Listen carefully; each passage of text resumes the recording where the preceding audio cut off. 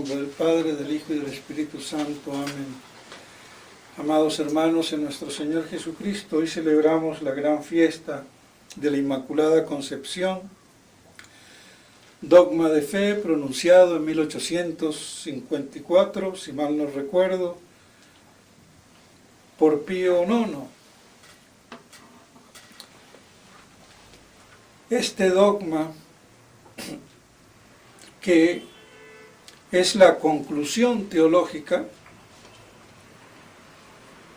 de dos principios, la maternidad y la plenitud de la gracia.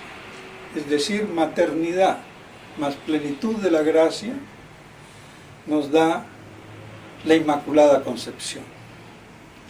Así fue como se dedujo por razonamiento propio esta conclusión teológica contenida en estas dos verdades que eran manifiestas en la Iglesia. Y para entender este dogma implica conocer varias cosas.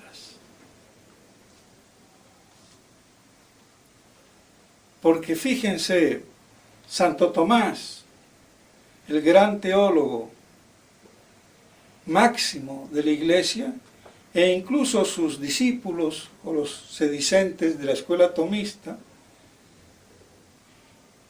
llegan a decir que él negaba el dogma. Y es que no habían entendido los fundamentos.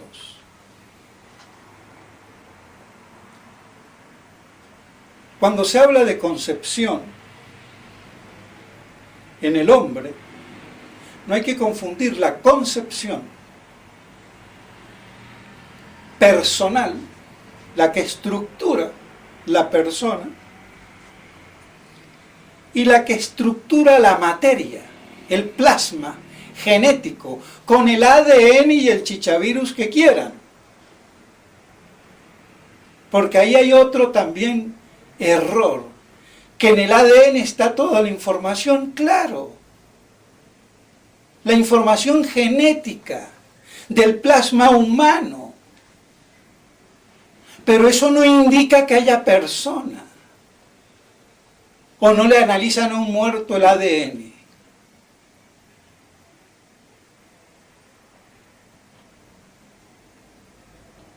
Incluso los científicos, los biólogos. Pero no les echemos la culpa a ellos. Y los filósofos y los teólogos de esto andan patinando muchas veces. Y así decir los mismos tomistas, como el padre Garrigou Lagrange, que sintetiza, porque él no es que lo inventa, que Santo Tomás afirmó, negó, era una veleta. Entonces la concepción personal es cuando se infunde el alma creada por Dios con un ser subsistente, inmortal, espiritual. Y eso vivifica el cuerpo.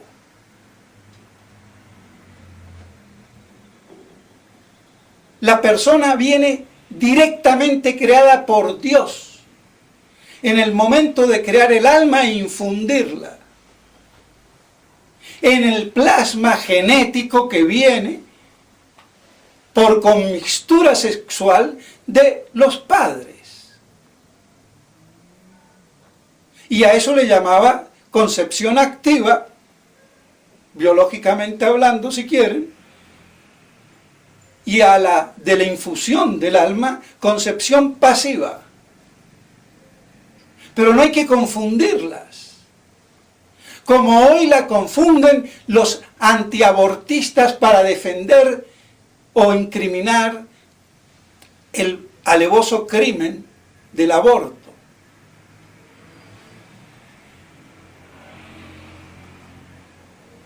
creyendo que desde el primer instante de la concepción biológica, genética,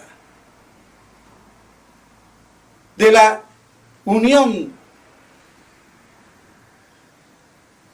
que viene de la unión sexual, y de ahí los gametos, óvulo y espermatozoide, ya hay persona. Si fuera así, ¿qué pasa con la persona de los mellizos?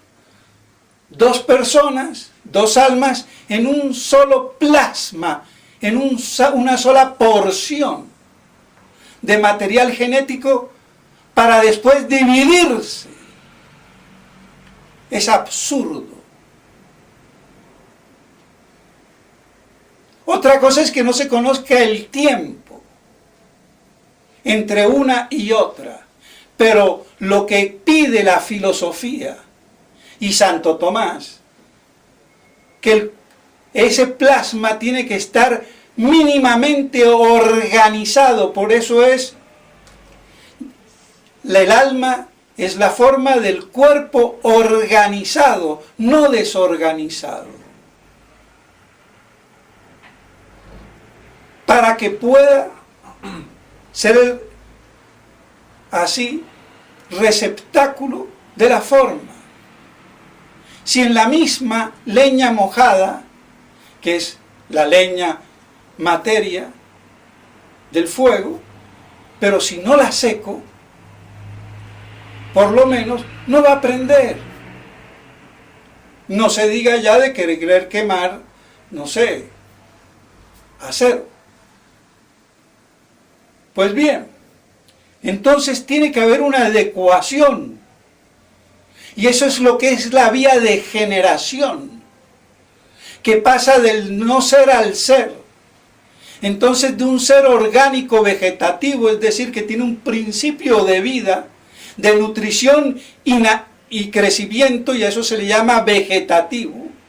Después un principio de vida animal, sensitiva, que ya tiene sentidos, que se mueve y que puede ver, oír, como los gatos, los perros y las ratas. Y cuando está ya formado orgánicamente, que haya órganos que apunten a la intelectualidad del alma que van a recibir, que tiene que haber cerebro, no solamente corazón, cerebro. Entonces que haya todo eso mínimamente, pero que esté orgánicamente ya, es que viene en un momento que no se sabe exactamente cuándo es la personificación de ese ser humano.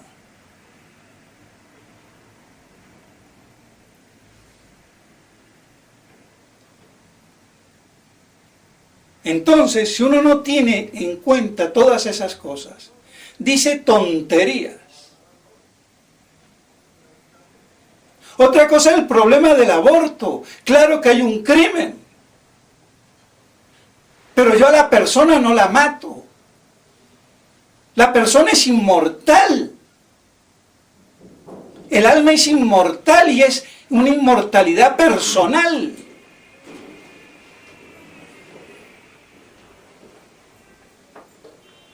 Que esté individuada la persona por la materia, la persona humana, en los ángeles no. Y son individuos personales, espirituales. Y Dios mismo es persona, tres personas y no tiene materia. Entonces la materia no personifica. Es parte esencial del compuesto humano de la naturaleza, cuerpo y alma.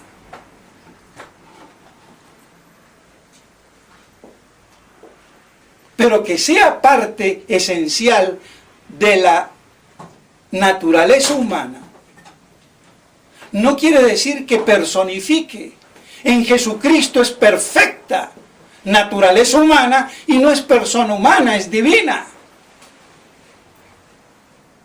Para agrandarle el problema al tonto que no entienda, del teólogo, del filósofo. La naturaleza de Dios es intelectual y no es persona. Si no, habría 4 personas, cuaternidad, la naturaleza divina y las 3 personas, Padre, Hijo y Espíritu Santo. Tremenda herejía. Lo que pasa es que el problema de la persona en la filosofía y por ende en la teología no ha estado claro ni aún en la escuela tomista, o mal llamada tomista, degenerada cayetano-bainesiana. Y por eso es que cada vez que puedo me la cargo. Y ya no estoy hablando de los antitomistas, que aquellos se pasan ya de la raya. Pero hablo de los que quieren defender los principios de su maestro. Y como buenos miopes, malos defensores de una buena causa. Entonces así podemos comprender lo que dijo Santo Tomás y lo que ya creían los judíos y hasta el mismo Mahoma, que la Virgen era sin pecado. Ya Mahoma, que lo sabía de los rabinos judíos, porque Mahoma no fue que un judaico a la árabe, es decir, a los beduinos del desierto, a lo bruto, para que me entiendan.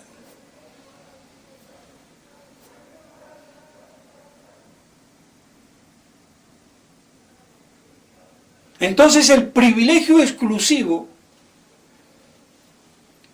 de la concepción personal, sin mancha, porque como venía por el plasma genético, biológico, que viene desde Adán, todo descendiente de Adán, que iba a tener que transmitir la gracia, por la desgracia transmitió el pecado, había un débito.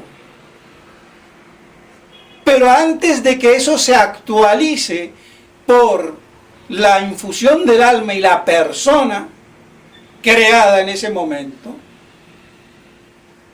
por un privilegio debido a la maternidad divina, se para ahí. Y entonces no mancha a esa alma que va a ser infundida. Pero el débito viene por la parte de la concepción biológica. Pero que no manche la concepción personal, constitutiva de la persona.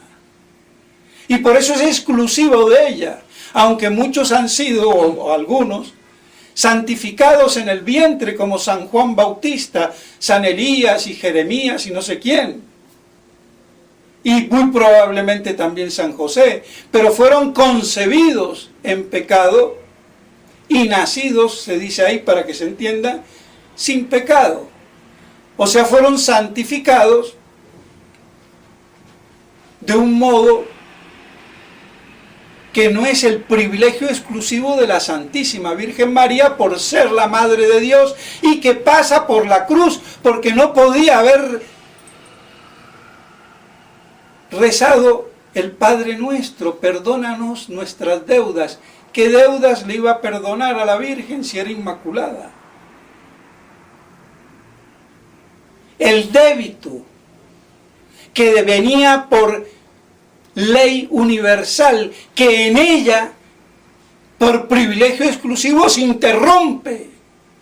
A ver si entendemos algo. Porque esto no lo entienden ni en el angélico ni en la gregoriana. Y el que lo entienda no lo explica bien ni se hace imponer. y armar el gran jaleo, involucrando a Roma y al Papa y a la infalibilidad de la Iglesia. A ver, pero no, que vamos a hablar de Roma hoy. Pero antes de esta crisis. Entonces, pues bueno, así se medio intelige. Y por lo menos no se dicen estupideces. Y que fue Duns Scoto, el gran defensor, era judaico. Lo tomó de la tradición judía, porque nadie conculcaba la Inmaculada Concepción, porque era tota pulcra. Era el cómo. El cómo entonces tenía que pasar por la cruz, porque si no Cristo no sería el Redentor universal, no pasaría su madre por la redención, pero ya no liberativa como la nuestra, sino preservativa, como dice Santo Tomás en la tercera parte, cuestión 32.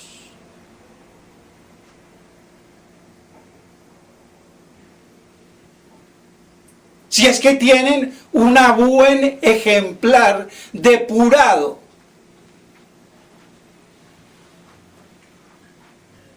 Porque también se van a veces errores de copistas.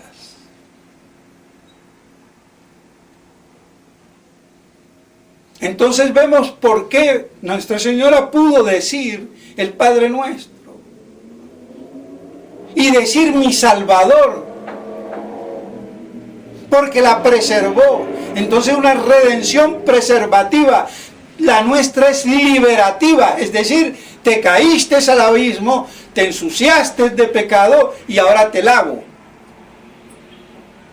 El material genético de los papás de la Santísima Virgen María debía también tener ese poder que viene manchado, de manchar en el momento de la infusión del alma, pero por privilegio se para y en un mismo instante se constituye la persona, el alma, y esa carne es pura.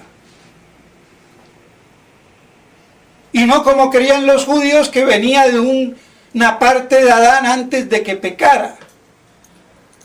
Y si fuera así, entonces San Joaquín y Santa Ana no serían los papás de la Virgen, biológicos.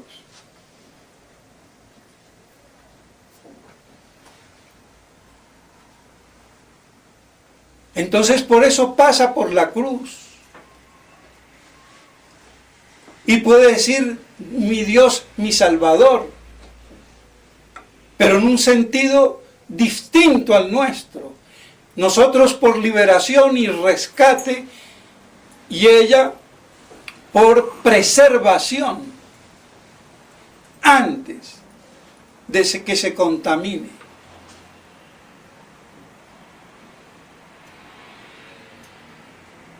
Y para entender eso, hay que ver todo el plan.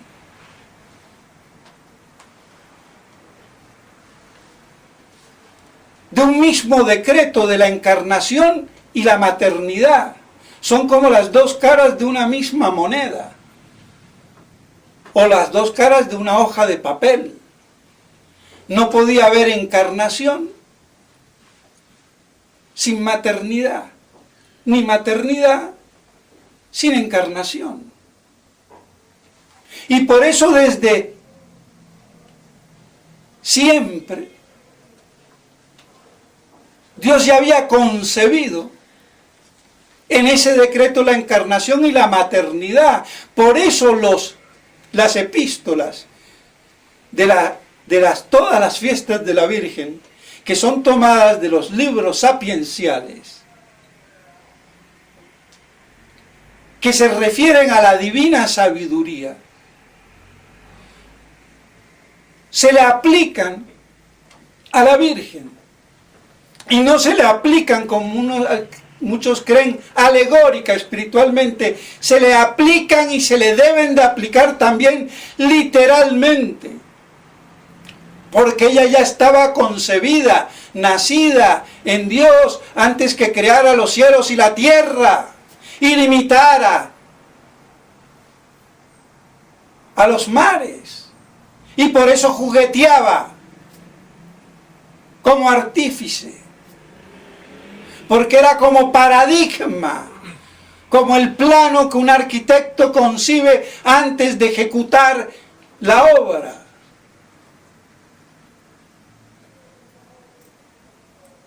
Que eso fue perdido, ese plan primigenio, por la traición de Adán. Nadie ha dicho que Adán es traidor, la traición de Adán. Todo pecado es una traición a Dios, al amor de Dios, y traición a su misión como padre del género humano, que debía de transmitir la gracia por vía biológica. Y entonces transmitió la desgracia, pecado original, por vía biológica. A ver si nos entendemos.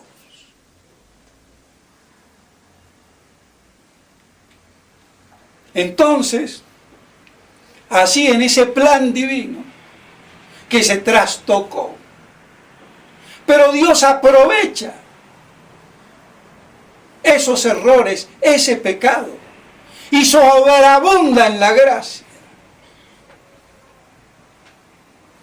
Por eso algunos padres pensaban, entre ellos creo que San Agustín, que la encarnación se hubiera producido igual, sin pecado.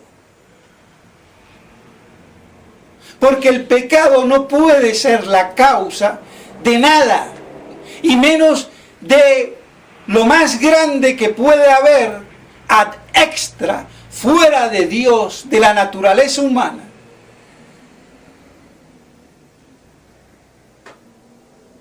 Que sea. Porque no puede haber mayor unión y compenetración entre lo increado y lo creado que en la persona de Cristo, que asume la naturaleza humana, y es entonces verdadero Dios y verdadero hombre. No puede haber una unión mayor que la hipostática, o mejor dicho, personal. Porque ya he explicado que hipóstasis en griego es equívoco. Porque hipóstasis tienen las cucarachas como supósito individual, pero no intelectual. Cuando ese supósito es intelectual, entonces es persona.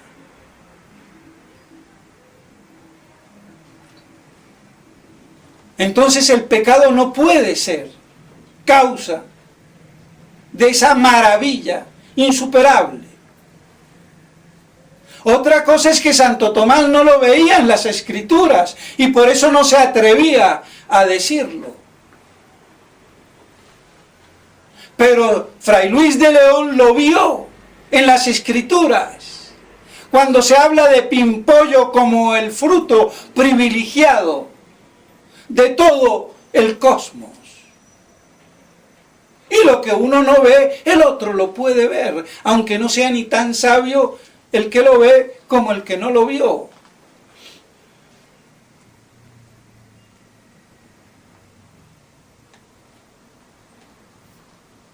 Todo conocimiento humano es ilimitado.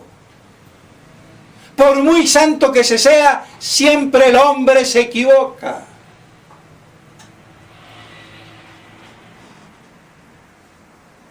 Solamente Dios no se equivoca. Entonces, en ese complejo decreto, es que se inserta la existencia de la Virgen desde toda eternidad en el pensamiento divino, como arquetipo tanto ella y su hijo, de todo el resto.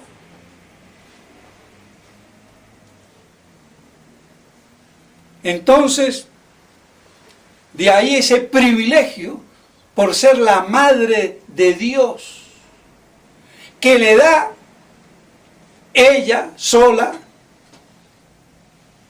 lo que normalmente a cualquier otro ser humano le dan combinadamente papá y mamá. Entonces todo el plasma biológico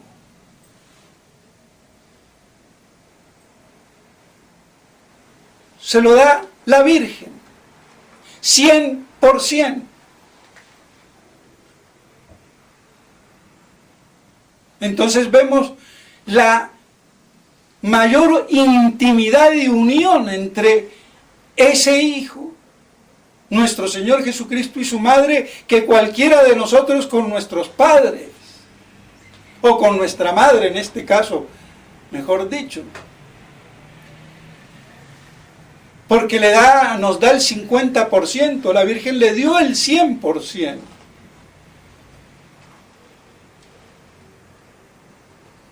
Entonces de ahí ese privilegio que hace que la Virgen sea plena de gracia. Y una plenitud inicial con la Inmaculada Concepción al concebirse su persona. Pero esa plenitud va a crecer en la encarnación, cuando Madre Virgen pare virginalmente.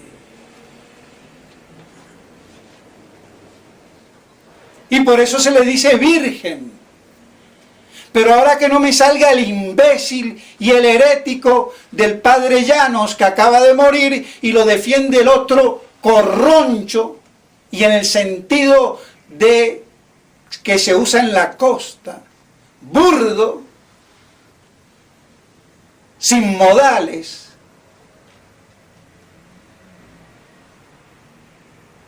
Y todo lo que quieran de peyorativo de alguien inculto, del padre este que dejó, que no se sabe ni si es padre, porque ¿quién lo ordenó? Con el nuevo rito sacerdotal y episcopal del obispo que lo ordenó a este, ¿cómo es que se llama? Lineros. Y si dejó el sacerdocio porque no le daba ni el cuero ni la cabeza, que deje de hablar. Váyase a su casa y búsquesela a la mujer que le dé la gana, pero no se meta a decir herejías. Que la virginidad de Nuestra Señora es teológica. Claro que es teológica. Pero él la entiende teológica, es decir, no es de himen, no es física, no es biológica, es teológica, espiritual, simbólica, porque para el modernista eso es la teología. Y que me salga a la palestra, a él le gusta mucho la radio. ¿Por qué no me pone en un programa de radio de tú a tú? A ver cómo lo desbarato. Porque tiene mucha locuacidad de costeño más o menos pulido. Pero yo también la tengo y lo aplasto. Porque soy costeño y me la sé más que él. Y que el padre Llanos. Y si no, que haga la prueba. A ver a dónde le quedó al man. Porque ese fue el que escribió el man no sé qué para referirse a nuestro Señor. Es que es una apóstata.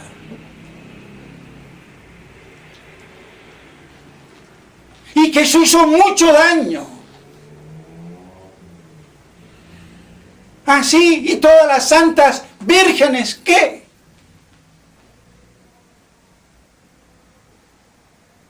Es que es un imbécil.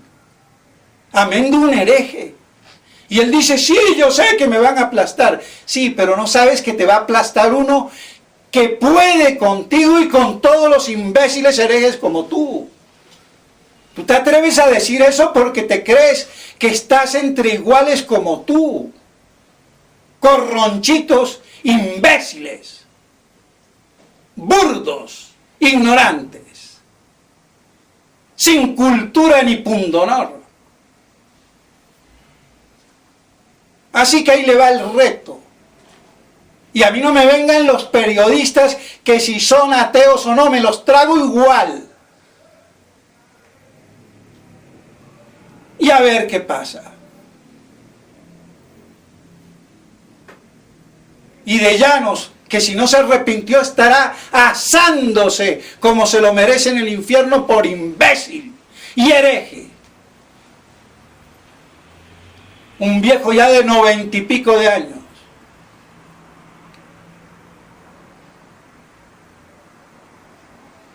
Eso por hablar de Colombia ahora, actualmente. Porque en Europa ya hace rato que esto está trastocado. Pero alguien aquí tiene que poner las cosas claras. Porque la iglesia oficial no lo va a hacer. No tiene ni con qué. Ni el cardenal, ni el nuncio, ni el que sea.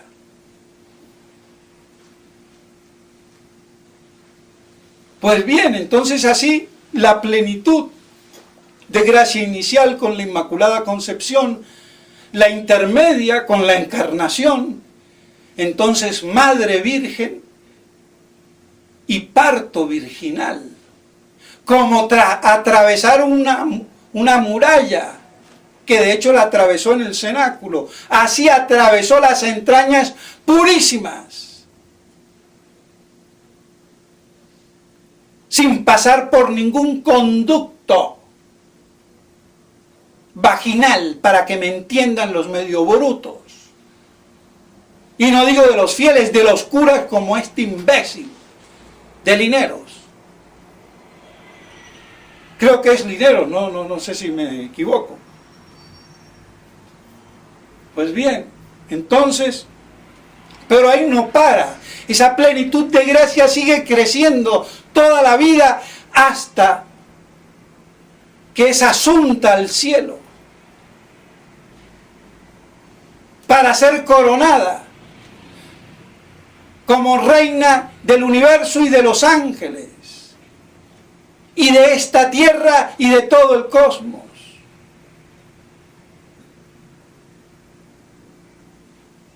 Entonces vemos cómo fue creciendo esa plenitud de gracia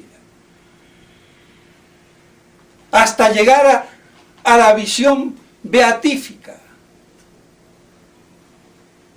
Entonces, toda esa plenitud de gracia, tan rica y extensa, viene, como lo explica aquí muy bien el padre Galigula de Grange, una de cal y otra de arena, y lo que diga bien, pues bien, yo soy más amigo de la verdad que de Platón, a mí no me importa el que diga la verdad, eso vale.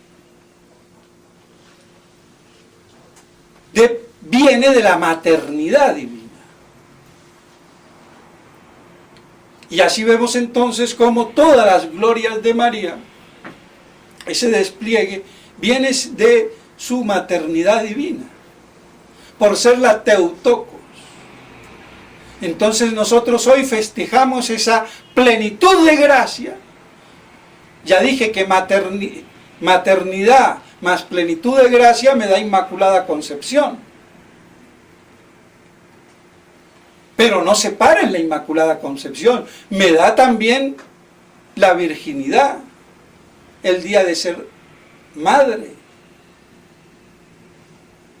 Y me da después la asunción a los cielos, con todo lo que conlleva. Y para no hablar de las otras cosas intermedias, en el conocimiento y en la sabiduría, pero por poner los tres hitos que marcan significativamente la existencia, la vida de Nuestra Señora, en la plenitud de la gracia, por ser la Madre de Dios. Y entonces hoy festejamos esa plenitud en su estado inicial, en el momento de ser constituida persona, porque es un privilegio personal de ella, como persona humana, no del plasma genético, de los padres, que es muy distinto. Por eso el lenguaje es preciso. Es un derecho personal, un privilegio, personal en la persona.